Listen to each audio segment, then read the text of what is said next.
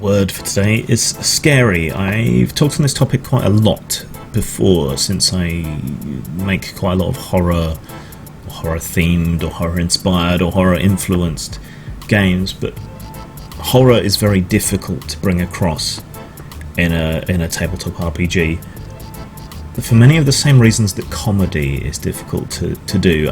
Horror doesn't gain advantage from being formulaic in the way that comedy games do, so it's even harder. I mean, it's easy to come up with a nasty monster. It's easy to come up with the same sort of themes you see in movies. A lot of good horror RPG sessions can be inspired by terrible B-movie horror films. There's just something about the transition to role-playing that makes even the stupidest, cheesiest horror plot work quite well.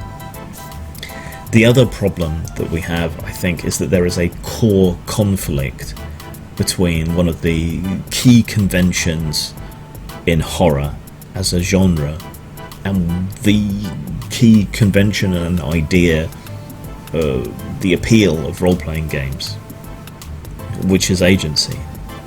Horror tends to strip agency from the people that are in it, the characters that are in it.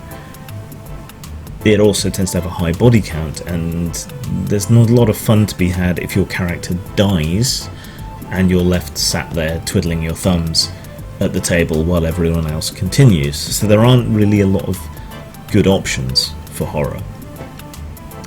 The most successful versions of horror that I have run have either been splatterpunk or investigative horror. Splatterpunk works because of its deadliness, because disgust rather than horror is an easier reaction to get.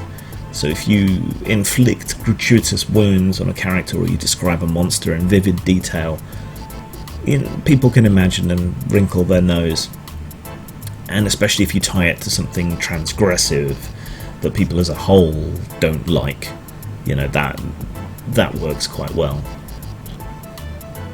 And the investigative horror, if you take your time, if you build things up, if you slowly reveal the horror behind the scenes, you can create a sense of creeping dread and horrific inevitability.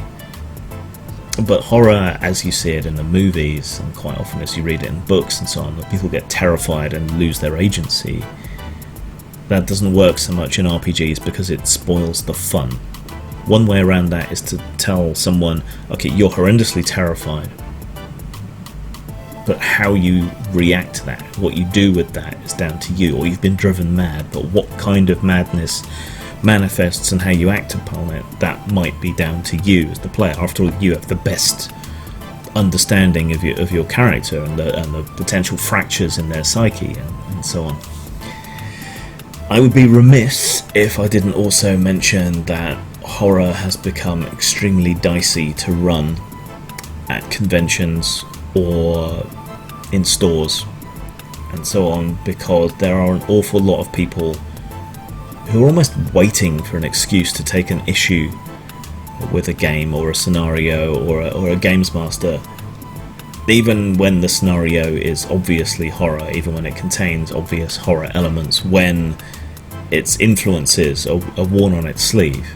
You only need to look at what happened to Kevin Rolfe to see that.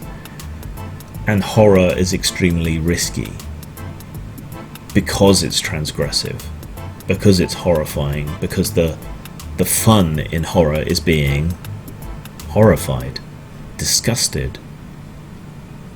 And some people don't want that.